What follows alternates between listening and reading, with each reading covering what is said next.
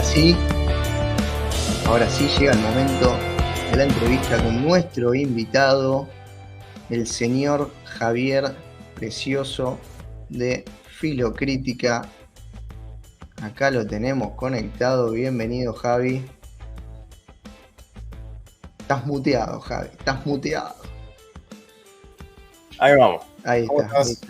Ahí vamos. Ahí vamos. ¿Cómo andas, Javi? ¿Todo bien? Tanto Acá. tiempo que no nos cruzábamos. Tanto tiempo. Hace mucho tiempo ya. Es más, la última Che, que charlamos, me vos dijeron que está estabas haciendo acá. un calor infernal allá. Uy, perdón. Nos pisamos. No pasa nada. No, la última vez vos estabas acá en Banfield. Ahora estás allá en Sí. España. Estaba por allá. Sí. Pegué el salto en Garrocha. Está bien. Exiliados económicos. Así que bueno. Nada, me ¿Qué te alegra iba a que decir? tengas tu mate ahí. Yo acá estoy Sí. Siempre. soportando el calor. Che, ¿qué onda allá? Está fuerte, ¿no? El calorcito. Sí. Una Para marzo. ola de calor que ya sabemos que es fruto del desmonte, los negocios que hace la industria inmobiliaria, el extractivismo, los ojeros, etcétera, y un largo y gigantesco etcétera, ¿no? Y el gobierno, que en vez de tomar cartas Sí, en me el acuerdo asunto, que la última vez que estuvimos charlando. disculpa, el gobierno en vez de Sí. tomar cartas en el asunto le da subsidios a los ojeros. Así que bueno. ¿Me decías? Sí. Sí, me acuerdo que la última vez que estuvimos charlando le habías dado mucha bola al tema, ¿sí? Sobre todo a la problemática ambiental, ¿no? Porque ya hay una frase que para denominar esto, que es la crisis ecosocial, ¿no? Que no tiene solo que ver con la ecología y salvemos a las ballenas por una cuestión altruista, sino por una cuestión de supervivencia social, ¿no? Entonces ya ha cambiado bastante el paradigma en cuanto al ecologismo, ¿no? Claro. Bueno, de hecho, los antropólogos empezaron a hablar de una nueva categoría que, bueno, la llamaron antropoceno.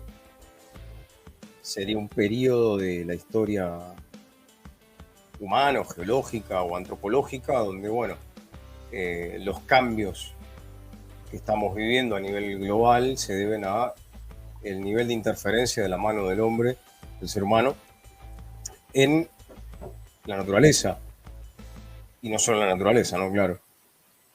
Donde, bueno, como ya decía Marx en el Capital, el Capital esquilma al obrero y esquilma al suelo, o sea, explota a los trabajadores y además explota a la naturaleza. Todo sumergido en el proceso de valorización del capital, que nos agarra con otra nueva crisis cíclica. Otra vez explotó el capital financiero, ¿no? El banco de Silicon Valley. Y esto, bueno, está arrastrando a toda una crisis financiera en Europa y, bueno, en fin, se resfría Europa o se engripa Europa y, bueno, se contagia Estados Unidos. Ya está llegando para allá. No sé cómo va a impactar eso en nuestro territorio. Positivo no va a ser. Y eso se le suma también todos los quilombos que hay, todos los conflictos que hay con la guerra en Ucrania, otra guerra imperialista. Ahí la OTAN haciendo de las suyas, utilizando como peón a Ucrania. Sí. Que eso es algo que en la obra de Brzezinski,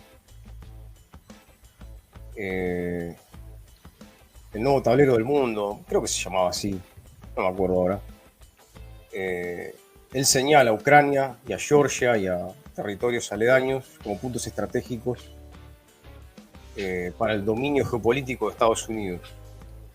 En tiempos donde Estados Unidos, bueno, se proclama el único sheriff del mundo tras la disolución de la Unión Soviética, la restauración capitalista en China y demás. Y bueno, las peripecias del mundo unipolar. Hoy esa hegemonía está cayendo, pero bueno, nada, son todos fenómenos que si los enlazamos con el tema de la charla de hoy, que es la Comuna de París, dan mucho que pensar, porque la Comuna de París es fruto de una guerra civil, pero se da en el medio de la guerra franco-prusiana, donde las bayonetas de ambos ejércitos terminan apuntando en contra de los obreros, ¿no? Y esto nos recuerda la consigna de la guerra civil rusa, ¿no?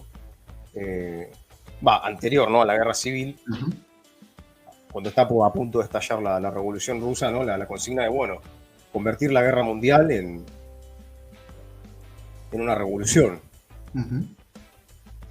Sería muy loco pensar que, no sé, los obreros rusos y ucranianos se unan en contra de sus respectivos gobiernos. Lo veo medio improbable, pero bueno, nada. La Comuna de París nos puede ayudar a pensar la cuestión de la táctica y de la estrategia socialista en el siglo XXI. Bueno, en este punto hay un montón de debates hace poco estuve leyendo el debate entre Emilio Albamonte y Matías Maiello, dos militantes del Partido de los Trabajadores Socialistas acá en Argentina, ¿no? el PTS, con Mauricio Lazarato, este sociólogo que está muy, muy en boca de todos, está en boga, con libros como por ejemplo El Capital odia a todo el mundo, o Guerra y Revolución, entre otros textos, donde bueno, se trabaja esta cuestión más bélica. No sé por dónde querés arrancar. Bueno, mira, yo cuando pensaba un poco la charla con vos hincapié en algo que es la praxis, ¿no? O sea, tratar de si bien el debate teórico e intelectual es muy importante, tratar de a veces dejar de lado las pajas intelectuales, como se le dice en la jerga, ¿no? Y comenzar a tomar riendas en el asunto. Y creo que la Comuna de París es un caso, ¿sí?, que nos desnuda en dos aspectos. Primero, estamos en un momento, digamos, muy primigenio de la clase obrera, donde logra tomar el poder y logra concretar una experiencia política novedosa, que es la Comuna, novedosa para lo que es Francia, para lo que es París, una comuna obrera, ¿sí? O sea, y ahí el componente de clase es fundamental, porque entra en contradicción y en contraste con experiencias comunitarias o republicanas o lo que sea de la primera Revolución Francesa. Entonces nos muestra ahí un momento de la comuna, ¿sí?, tratar de romper el techo de cristal, etc. Eso por un lado, pero por el otro lado nos expone a una derrota, ¿sí?, significativa, ¿sí? Y una derrota a la cual la historiografía marxista mucha referencia y ha hecho mucho análisis, e incluso en la praxis, por ejemplo en la Revolución Rusa, se intentó justamente no repetir los errores de la Comuna de París, fundamentalmente en la disolución del Estado burgués y la realización de un nuevo tipo de Estado, ¿sí?, lo que Lenin llamaba la dictadura del proletario, ¿no? O tratar de apuntar hacia ese destino. ¿Qué pasa con la Comuna de París? Tiene esa doble faceta, la victoria y la derrota, ¿sí? Y en el transcurso de los años y del tiempo, y más trayéndolo al siglo XXI, se ha hecho una apología, si se quiere, de la Comuna de París como un movimiento como a reivindicar o a rememorar, ¿no?, con cierta melancolía. Y esa melancolía la explicó un poco también Enzo Traverso en sus trabajos sobre la izquierda, es un arma política de la izquierda y es una forma de hacer política de la izquierda el uso de la melancolía, ¿no? ¿A partir de qué? De las derrotas que ha sufrido el movimiento socialista, el movimiento obrero constantemente en la historia, ¿no? De esas derrotas, tratar de retroalimentar de esas derrotas, ¿no? De que esas derrotas sirvan como, ¿no? Entonces él lo piensa en el caso de los funerales de los comunistas, ¿no? Como por ejemplo el de Togliatti en Italia, donde el funeral, digamos, en sí es una gran movilización y es un acto político en sí, ¿no? Entonces, cómo la melancolía sirve de herramienta para la praxis política. Bien. En este sentido, la Comuna de París, recordarla hoy en día y tomarla como ejemplo, ¿no? A mí me parece, y quiero saber tu opinión, a ver cómo lo pensás, cómo lo interpretas, puede ser una ilusión peligrosa. ¿Por qué? Porque si bien nos expone a esa victoria inicial, también nos expone a una derrota final. Y una derrota que no se trata de, bueno, vamos a criticarla porque perdió. No, se trata de analizar los motivos por los cuales perdió. No, no es un ejercicio de bilardismo esto, ¿no? Se trata de eso. Se trata, bueno, segundo Francia, ¿no? No se trata de eso, se trata de hacer el análisis de por qué perdió, ¿no? Así que bueno, en ese sentido, un poco haciendo una buena mezcla de todo eso,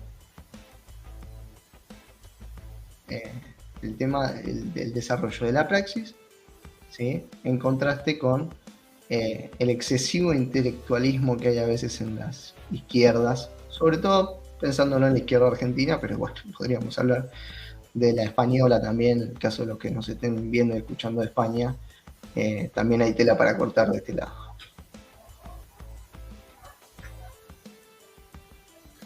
Bueno, a ver, ¿por dónde empezar? Creo que a todos los que somos o nos identificamos con la izquierda marxista y tenemos ese costado medio nostálgico de la Unión Soviética. Qué cagada, ¿no? A veces soñamos con, no sé, crear la máquina del tiempo y viajar al pasado y matar a Gorbachev, matar a Yeltsin. Y evitar la restauración capitalista, la gigantesca expropiación de todas las empresas privadas, ¿no? De todas las industrias privadas, perdón, al revés, estatales. Me queda el acto fallido del menemismo acá, ¿viste? Toda la expropiación privada del capital público, ¿no? De todas las empresas, las industrias, en fin, la destrucción completa de la Unión Soviética. La aparición de lo que hoy en Rusia es la oligarquía capitalista rusa, que está capitaneada por Putin, que Putin estaba en la KGB, y bueno, hoy lo vemos claramente, es un contrarrevolucionario, es un tipo que es nacionalista, es de derecha, es un tipo que reemplazó el marxismo-leninismo.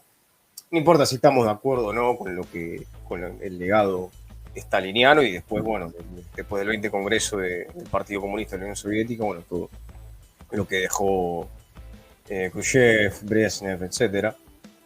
Dejando a un lado eso, el tipo reemplazó la vieja ideología del Estado, del viejo Estado socialista, por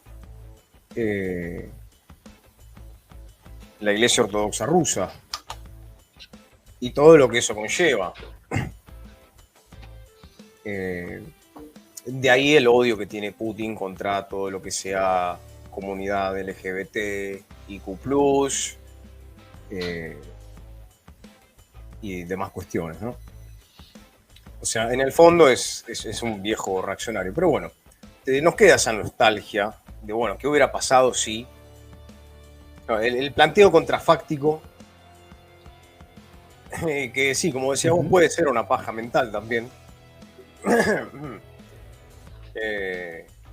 Y bueno, en el caso de la comuna, bueno, el hecho de que comenzó bien, pero no prosperó. A ver, creo que las historias, esta es una reflexión personal, la historia de la revolución es la historia de las derrotas. La cantidad de triunfos que han tenido los procesos revolucionarios y son escasas, son pocos los intentos revolucionarios que realmente se concretizaron y se mantuvieron en el tiempo. Revoluciones hubo a lo largo de la historia. O sea, no solo los comunistas hacen revoluciones, eso está más que claro. La Revolución Francesa fue una revolución burguesa, por no nombrar la Revolución de 1688 en Inglaterra, que fue la primera de las revoluciones burguesas. Que bueno, en filosofía política, el ideólogo que está detrás de la construcción del poder burgués en Inglaterra, John Locke. Pero bueno, ahí ya vemos cómo avanza el capital, ¿no? Expropiando las comunidades campesinas libres, estableciendo la propiedad privada de los medios de producción, en este caso de la tierra.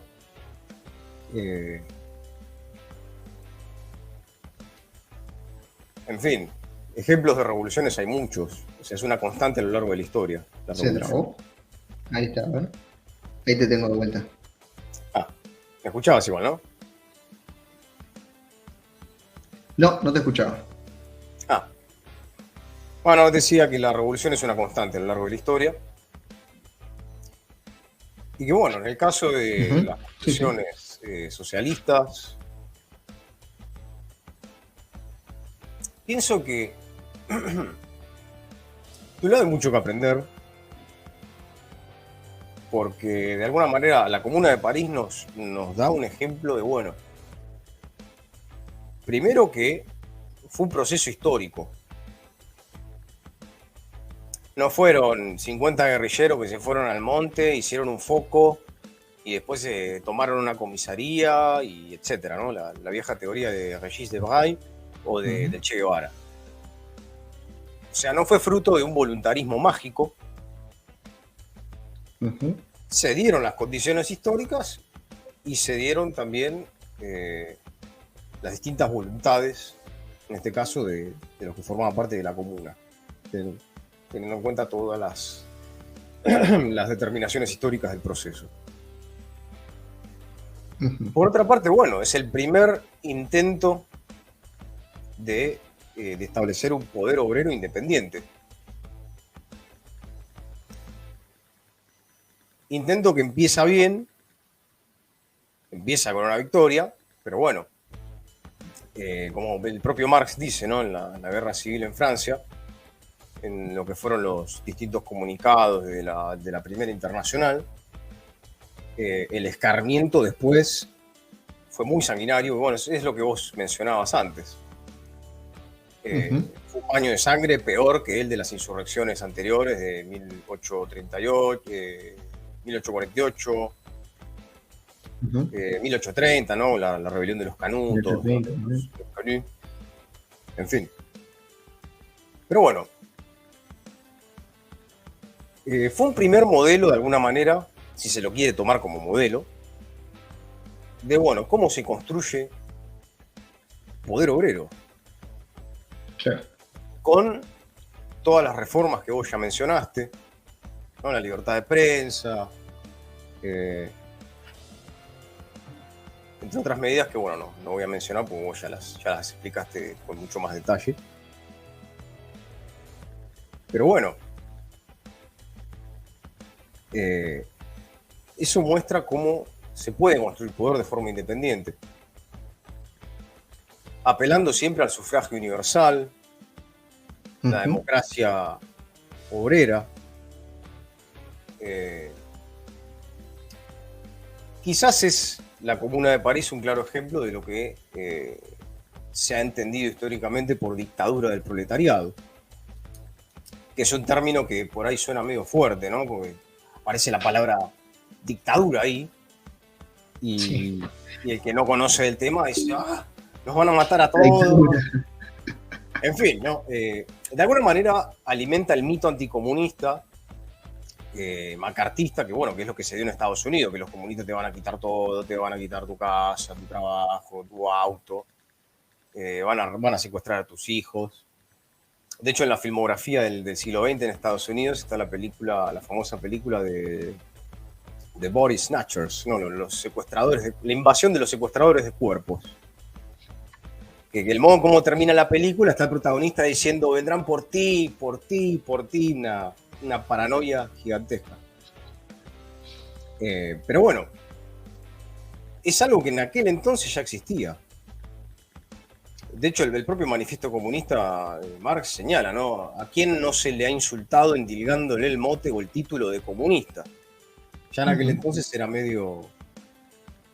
Ya tenía mala prensa. De hecho, hay un evento, un hecho histórico, que nos conecta también con la filosofía, que es mi campo. Cuando se reúne la primera internacional en Basilea, ¿no? Un congreso en Basilea,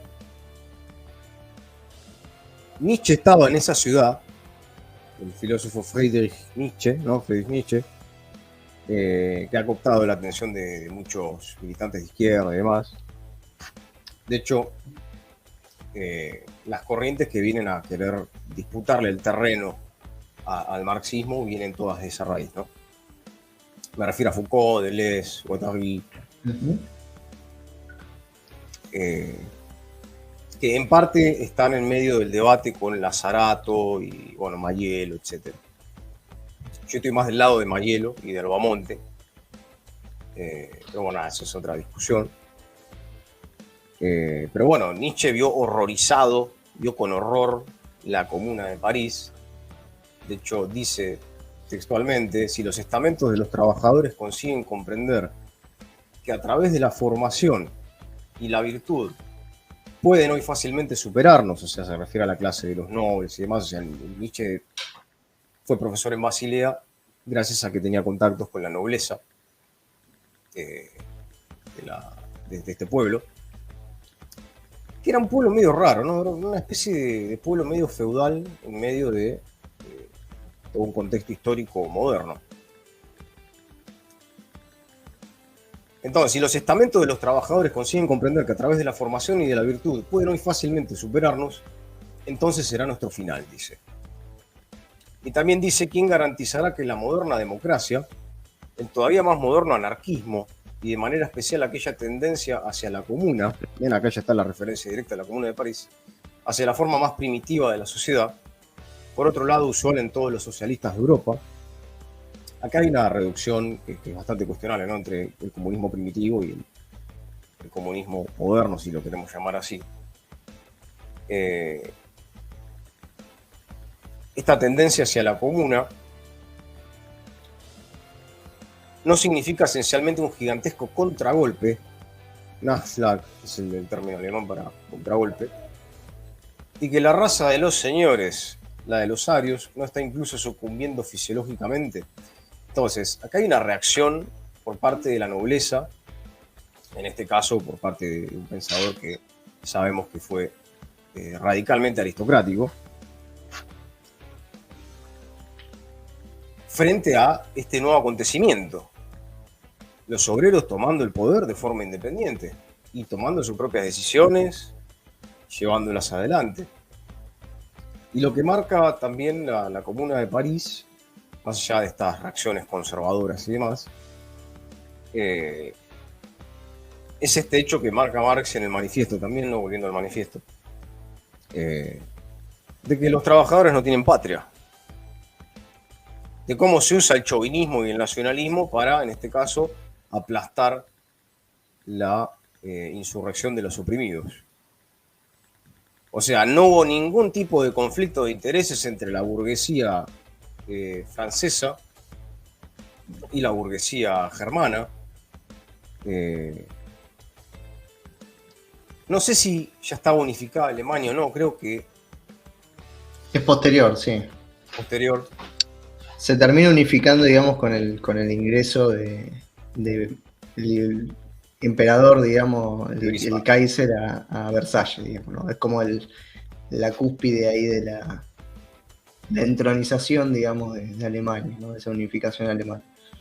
Claro. Así que bueno, no hubo ningún tipo de conflicto entre los dos bandos en pugna a la hora de aplastar la insurrección obrera. Entonces, eso sigue siendo una gran enseñanza hoy, ¿no? Cuando muchas personas que se autoidentifican con la izquierda y demás se terminan pasando al campo de los gobiernos nacionales y populares. Ujú. Que bueno, esta tendencia en realidad Marx ya la vio en su vida, la vio en carne propia, cuando critica el programa de Gotha, en realidad también cuando se pelea antes con Lasalle. Ujú. Es curioso, Lasalle tuvo una reunión privada con Bismarck. eh, no, no había ningún tipo de contradicción entre el movimiento obrero y bueno, su asimilación por parte del Estado, el naciente Estado alemán, ¿no? Ujú. Eh, o sea, lo vemos en todos estos movimientos que en el fondo son conservadores, o sea, terminan Ujú. manteniendo el orden establecido, el statu quo. O sea, por más que la burguesía argentina deteste al peronismo, que quieran proscribir a Cristina y demás, en el fondo saben que el peronismo es la carta de garantía de que no va a haber una revolución acá. Sí, es el brazo de contención, digamos, ¿no? Sí, exactamente. Y que bueno, ahí puede establecerse un paralelismo, si se quiere, entre la Comuna de París y bueno, acá en la Argentina en la década del 70. Cuando se Ujú. empieza a desplegar a partir del Cordobazo un movimiento independiente de la clase trabajadora, y bueno, vemos ahí las garras de la burocracia sindical, aliarse a la derecha peronista, aliarse con la derecha a secas y con la burguesía local más reaccionaria, con el Automóvil Club Argentino eh, y demás entidades, para justamente terminar de aplastar al movimiento obrero y a los sectores eh, más radicales dentro del propio peronismo, ¿no? Ahí empiezan a hacer también un poco, empiezan a echar mano del mito de la doctrina de la seguridad nacional, ¿no? El enemigo interno, que bueno, Sí, también yo creo muestra. que Sí, hay sí, un ejemplo, me parece mucho más cercano, que es el 2001, ¿no? Cómo, cómo en las calles, digamos, se empieza a manifestar la clase obrera con la forma que tenía en ese momento, que eran los piqueteros, ¿no? Y cómo se van generando también estas organizaciones comunitarias en cada uno de los barrios, por lo menos en la ciudad de Buenos Aires, y cómo después están todos juntos para ir a reprimir, ¿no? O sea, primero de la Rúa, uno de los partidos, ¿sí? Y más tarde Duhalde, ¿no? El representante del otro de los partidos del régimen. Y terminan, todo el ciclo, digamos, termina con la aparición de un líder bonapartista como era Néstor Kirchner, ¿no? Un líder popular, ¿sí? Que termina cancelando el proceso, ¿no? Con, con estas políticas, digamos, populistas, por así decirle, del siglo XXI, ¿no? Digo, claro, es algo de lo más parecido a lo que fue la Comuna de París, obviamente salvando todas las distancias, ¿no? claro, sí, sí, sí, sí. Pero en cuanto a la organización de base, el intento de ciertas organizaciones de toma del poder, aunque no lo logran, ¿sí? Pero la voluntad por crear organizaciones de base y la represión de todos los bandos posibles, ¿sí? En el contexto interno de la Argentina, y la sepultura final que termina siendo el kirchnerismo para el movimiento de base, ¿sí? Con, no sé, las extensiones de los planes sociales, etcétera, ¿no? Claro. Eh, son distintas épocas, son distintos periodos históricos, obviamente, Obviamente. pero en todo se repite lo mismo. Eh, es el poder establecido reaccionando contra la organización independiente o la voluntad de organizarse de forma independiente de la clase trabajadora. Y bueno, yendo a la historia más reciente, ¿no? Lo que vos comentabas, después tenemos la masacre de Avellaneda. Uh-huh. Hace poco Miriam Bregman del Frente de Izquierda le hizo una pregunta muy incómoda a Aníbal Fernández por su responsabilidad en el hecho. Si mal no recuerdo, era él el ministro de Seguridad Sí. en aquel momento. Sí. Creo que él estaba en Ciudad de Buenos Aires. Creo, ¿no? No me acuerdo. Yo creo que manejaba por ahí. Pero bueno, son derrotas en el marco de la lucha de clases, eso es algo claro, pero que bueno, nos siguen dejando enseñanzas. Primero, que la revolución es posible. Por más que la izquierda marxista y demás, seamos dos gatos locos o seamos poquitos, el tema tampoco pasa por, pienso yo, ¿no?,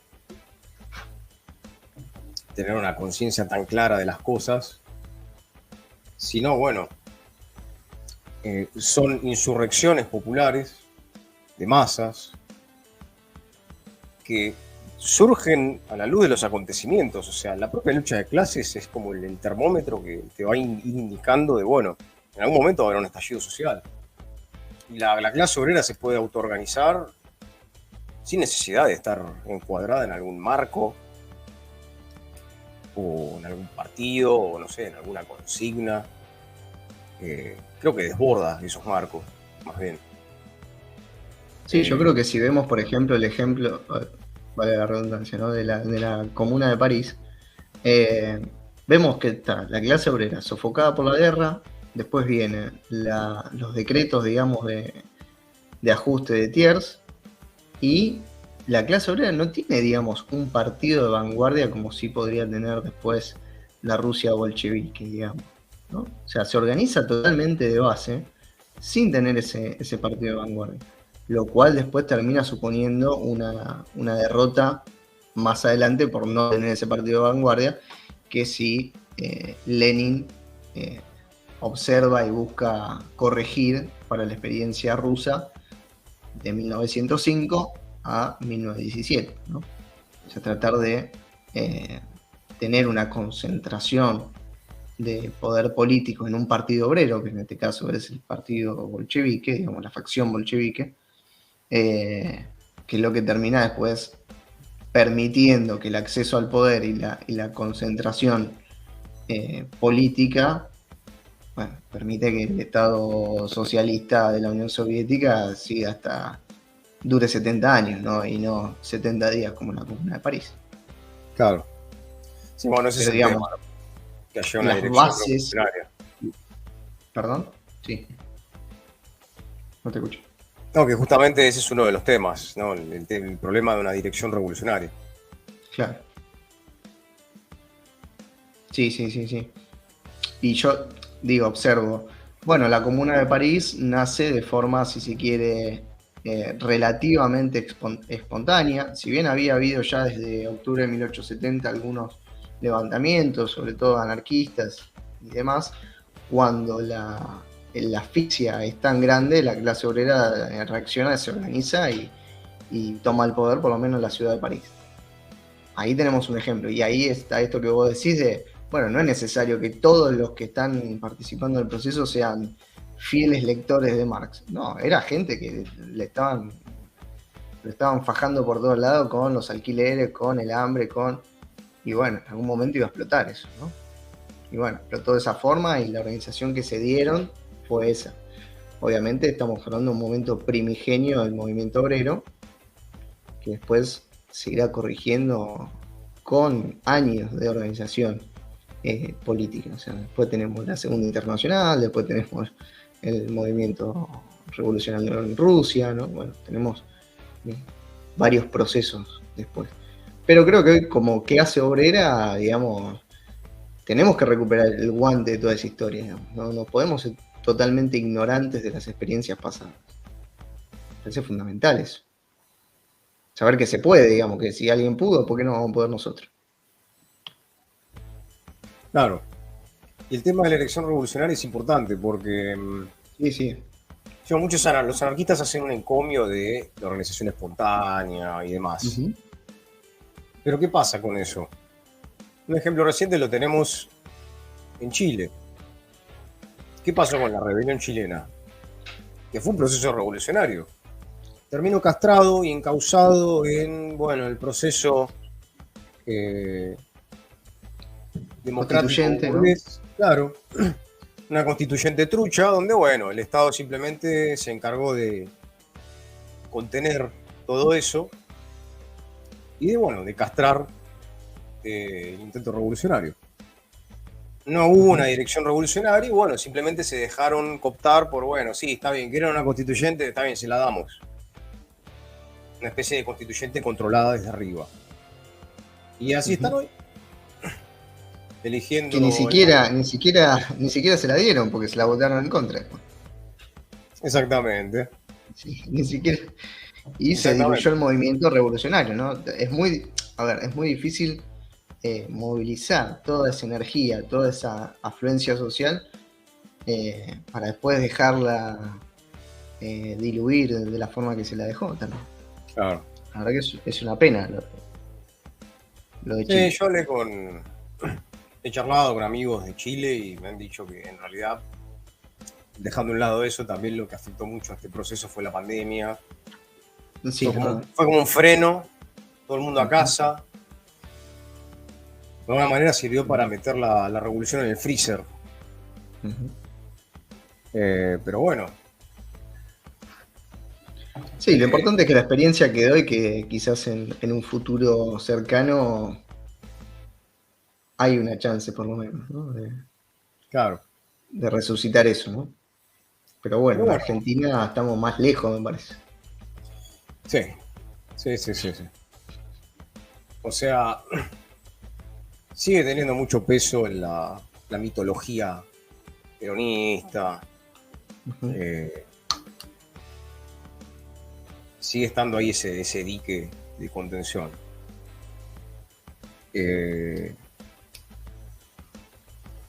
Con, bueno, ese famoso discurso. Es interesante esto que vos decís del peso, el peso de la mitología, ¿no?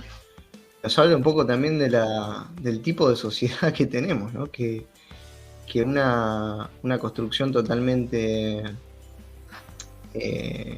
idealizada del peronismo, una visión totalmente idealizada de un peronismo que se murió en los 70, que tuvo un revival, si se quiere, distributivo con el kirchnerismo, pero digamos, es más mitología que realidad, ¿no? Y, o sea, si alguien no se enteró todavía, está gobernando el peronismo en Argentina actualmente.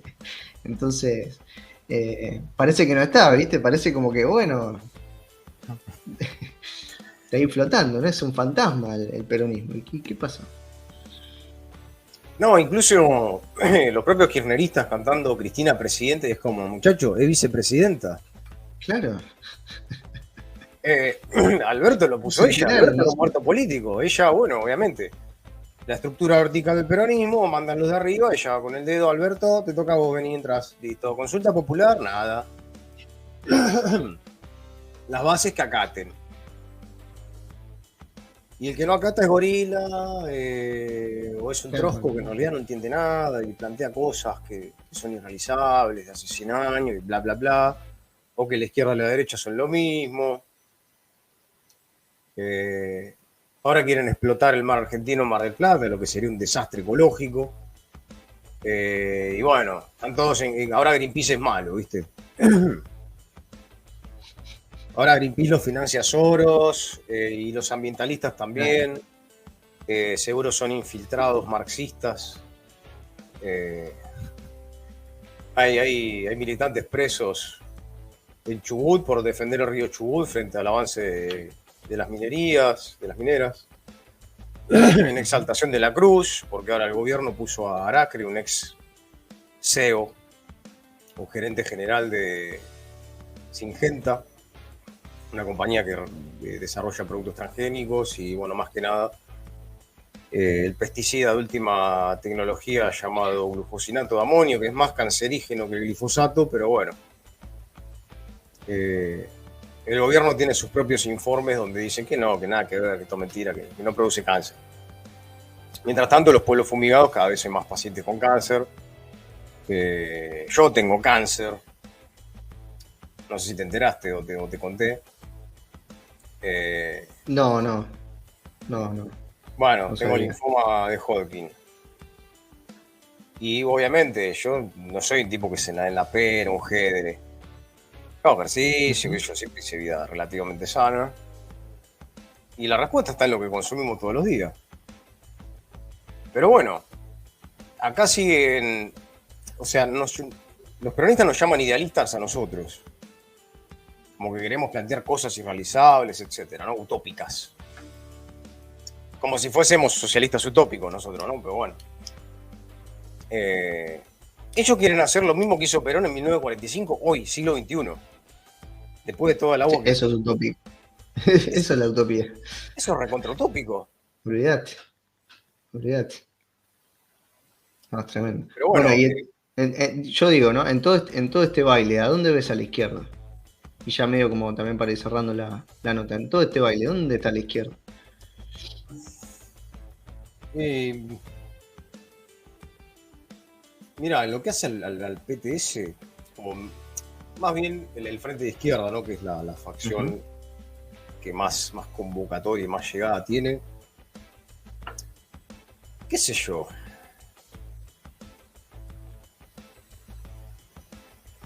Pienso que sigue avanzando. Hay problemas en la izquierda argentina. Para los que no conocen la izquierda argentina, bueno, actualmente la mayor parte de la izquierda argentina es trotskista. Ujú. Hay ciertos sectores de la izquierda que están en un cumpleaños, por ejemplo, bueno, el Partido Comunista Argentino, que a esta altura yo diría que ni es partido ni es comunista. En su momento apoyó todas las políticas contrarrevolucionarias del estalinismo. Eh, Después, bueno, Brezhnev, cuando estaba en la Unión Soviética, tenía buena relación con la dictadura de Videla, entonces ellos tenían los locales abiertos. Esa es una mancha que no se van a sacar de encima nunca. No, es tremendo, es tremendo. O sea, imagínate ir al local del PC en plena dictadura, salís y en la esquina te espera un Falcon Verde. Increíble. Ah, es Pero tremendo, bueno, es tremendo. la, la burocracia de la URSS necesitaba trigo y demás cosas que tenemos nosotros. Y bueno, hoy son el furgón de cola del kirchnerismo, del nacionalismo Sí, burgués. Y vos decís, sí, ¿cuál sí. es?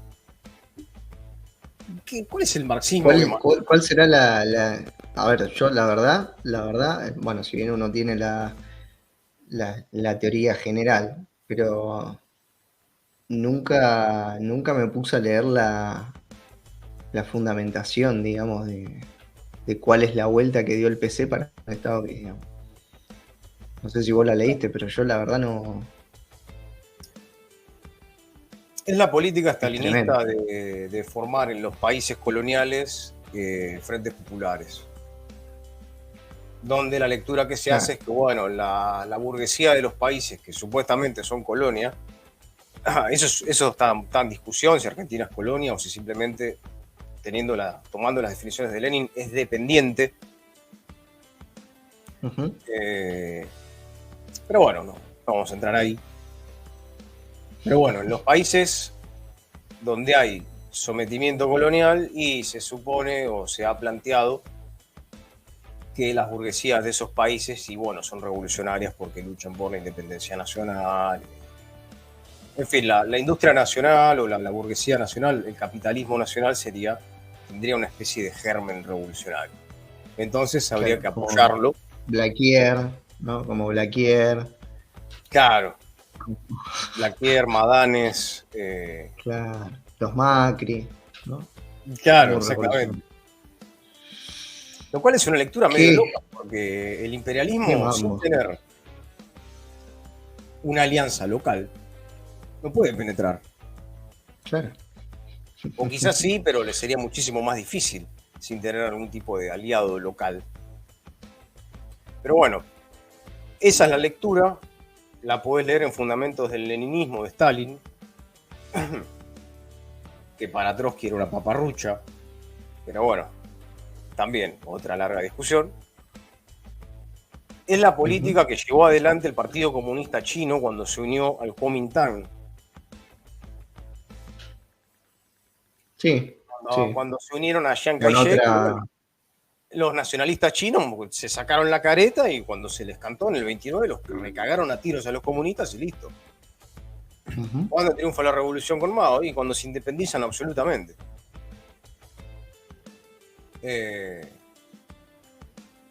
Ahí tenemos también otro ejemplo histórico. Pero bueno, nada.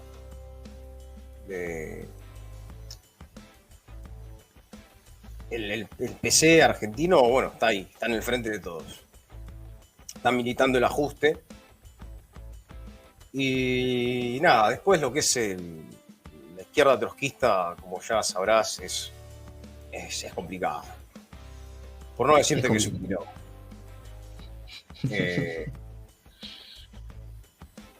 Qué sé yo, lo veo implantado al frente izquierda con el PTS a la cabeza, con Bregman, qué sé yo. Me agrada más que esté Miriam Bregman ahora de candidata a presidenta y no del Caño. Creo que, no sé, es la enésima vez que no sé cuántas veces se postuló y bueno. Y era la decisión de 2 elecciones atrás, me parece, pero bueno. Claro. Está bien que hayan tomado la decisión también en algún momento, si no, era como después hay siempre el palito. Claro, el debate está dentro de estas corrientes trotskistas entre, bueno, por ejemplo, no sé, hubo una reyerta, quizás ya lo sepas, pero bueno, dentro de lo que es el Partido Obrero, que lo fundó Altamira, hace, ¿cuánto? 3 o 4 años, hubo una disputa en la cual, bueno, Altamira con Marcelo Ramal, que de hecho lo entrevisté hace poco a Ramal, está la entrevista en mi canal de YouTube, que se llama Filocrítica. Bien, vamos, ahí vamos todos a visitar también el canal del compañero Javi ahí, Filocrítica, ¿sí? Tanto en Instagram como en YouTube. Gracias por el chivo. Bueno, también lo entrevisté a Rolando Astarita, que tiene otra visión. Astarita estuvo 20 años militando en el trotskismo, de hecho siguió el proceso de proletarización, se puso a trabajar en la Chrysler, lo secuestraron los militares con la dictadura, estuvo un mes en un campo de concentración, una larga historia. Ahí está la reyerta en torno a, por ejemplo, la vigencia del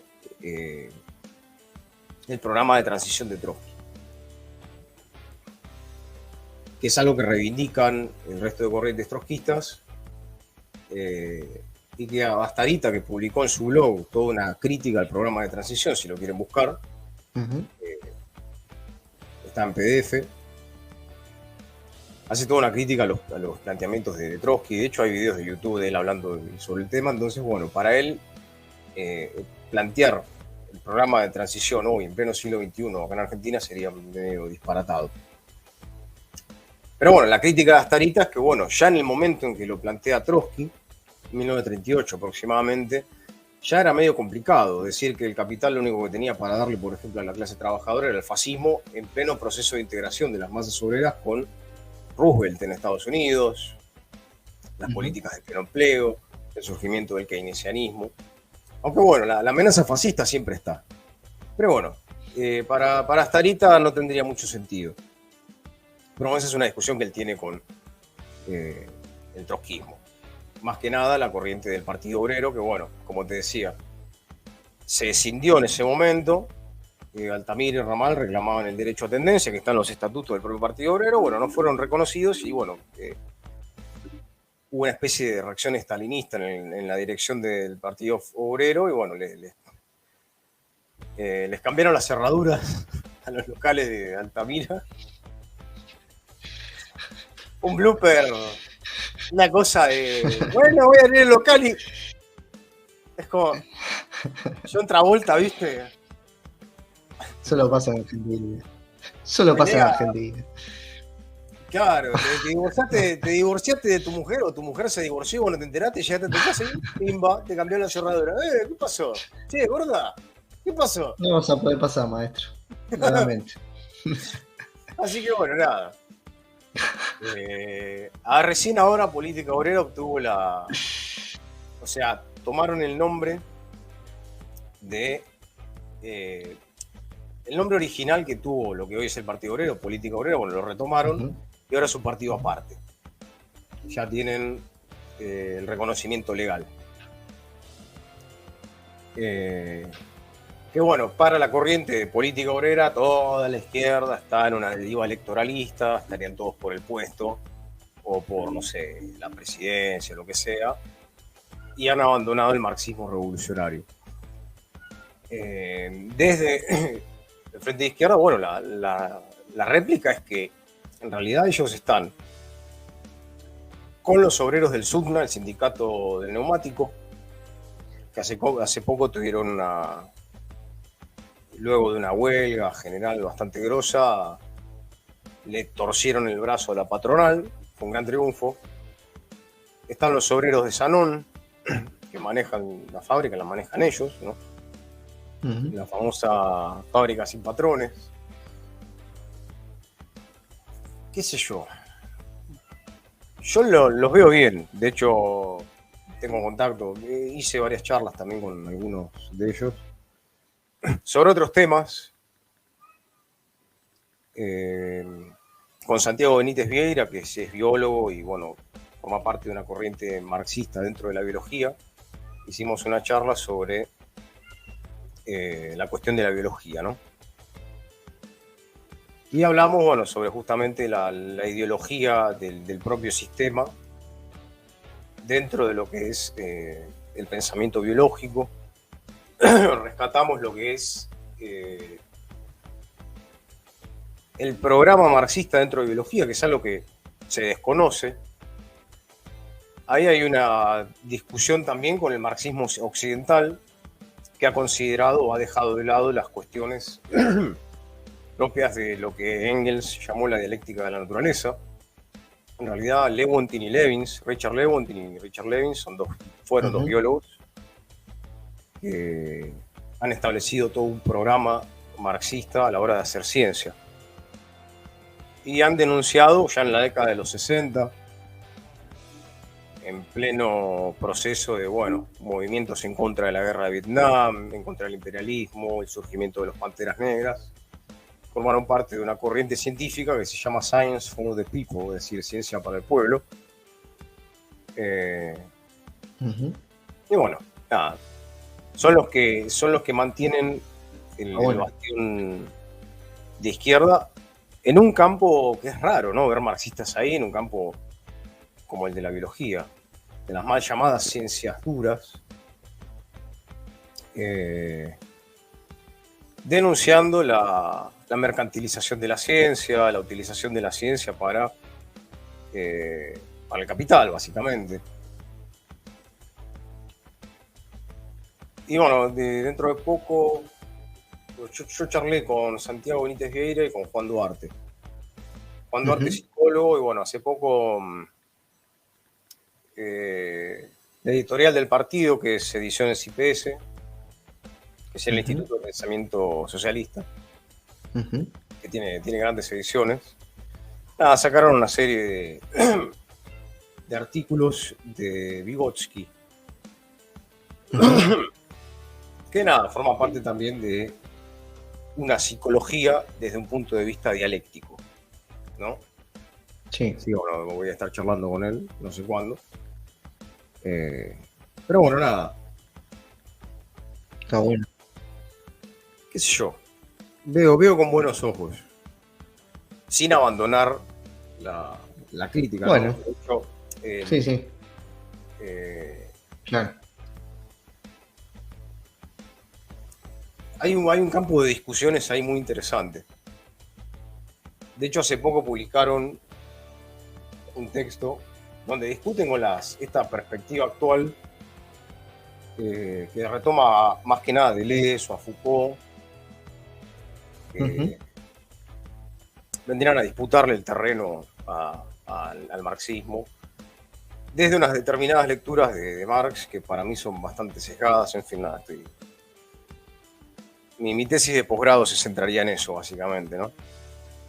¿En qué lectura hace la escuela francesa de el marxismo? ¿No? Ujú. Una especie de contrapunto entre lo que es la escuela francesa y el materialismo histórico. Publicaron un artículo que se llama Más allá de la restauración burguesa, 15 tesis sobre la nueva etapa internacional en contrapunto con Mauricio Lazarato. Entonces discuten estas tesis de Lazarato en torno a la guerra, al capital, que retoma también las lecturas de Antonio Negri, Ujú. de Hart. En fin, es una larga discusión, pero bueno. Pero bueno, nada. Eh,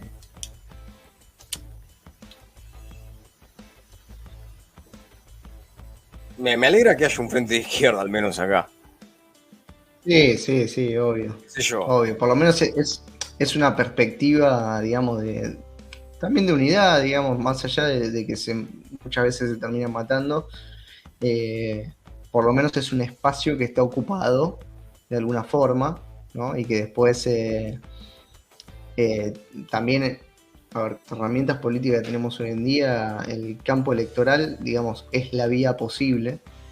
A mí la crítica que yo les podría llegar a hacer es eh, tratar de tener un poquito más de ambición, ¿no? Y de perspectiva a largo plazo para poder eh, lograr posiciones de poder un poco más importantes.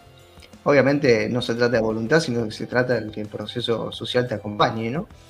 Eh, pero bueno, ese es una larga travesía que tiene que transitar también la izquierda en su propio desarrollo y su propia acumulación, digamos, de fuerzas. Así que bueno, está bueno para pensarlo también en perspectiva, digamos, a la Comuna de París y ese primer momento que es la toma del poder, ¿sí? Que es algo, es una primera preocupación que deberíamos tener y después en esa toma del poder, cómo conservarlo, ¿no? Claro. Entonces, ¿y con qué herramientas? Entonces me parece que también la Comuna nos ofrece una, si no es una lección, sino un ejemplo, digamos, de, de lo que deberíamos intentar hacer. Quizás hoy en día el camino no sea una revolución o lo que sea, no lo sé. La verdad que eso también te lo da el proceso histórico, ¿no? También ha pasado mucha agua bajo el puente y, y las sociedades de hoy en día están mucho más pacificadas que en otros momentos, ¿no? O sea, la relación que tiene la sociedad con la violencia no es la misma ahora que en los 70, ni que en los 50, ni que en los 40. O sea, muy, muy distinto todo también, ¿no? Claro. Pero por lo menos en las herramientas que uno tiene, tratar de acercarse lo más posible a una toma del poder consciente también, ¿no? Y en Claro. esto que decíamos hace un rato, ¿no? Las expresiones espontáneas que van a surgir seguramente en la Argentina, que puedan ser conducidas o apoyadas o que también esas experiencias se puedan apoyar en, ¿no? Partidos políticos revolucionarios de la clase obrera que los conduzcan a una toma del poder y a un cambio social, digamos, consecuente, ¿no? Más que nada. Así que bueno, Javi, muchas gracias por estar en esta noche, en este primer programa de la temporada 4. Creo que sacamos bastante, hemos cortado bastante tela y va a estar bueno para seguir pensando sobre estos temas, ¿no? Que son fundamentales, sobre todo no por lo que pasó, sino por lo que se viene, me parece. Claro. Así que bueno, Bueno, muchas nada, gracias, muchas gracias Javi. por la invitación. Nada, gracias por la invitación, por tenerme en cuenta y bueno, aquí estamos para cuando sea. Bueno, te mando un abrazo grande y nos estamos encontrando próximamente. Un abrazo grande. Nos vemos. Un abrazo. Hola. Bueno, gente, ahí pasó Javier de Filocrítica, ¿sí? Pueden ir a seguirlo redes sociales, ¿sí? En Instagram está como @filocrítica y en YouTube está como Filosofía Crítica, así que tiene un material muy, muy piola para ir a consultar. Vamos con las últimas secciones de nuestro programa número 1 de charlitas.